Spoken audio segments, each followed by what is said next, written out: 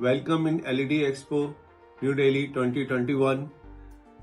I'm very glad to introduce my company. My company brand name is Decorex.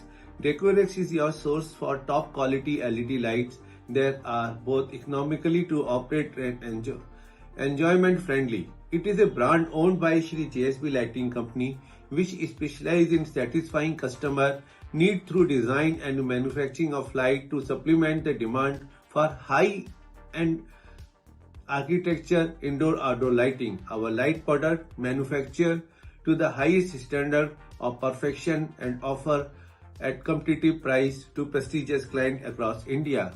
This Decorous brand is owned by Shri JSB Lighting Company.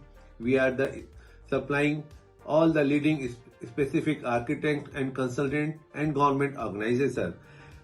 Although mostly architects and governments are associated with us, we meet their demand by supplying quality products at reasonable pricing. We specialize in the research and production of GU10 MR16 light frame, lighting bulb, filament lights, their holders, and the metal frame. Our extensive R&D bring a deep understanding of high quality accessories like LED drivers and testing equipment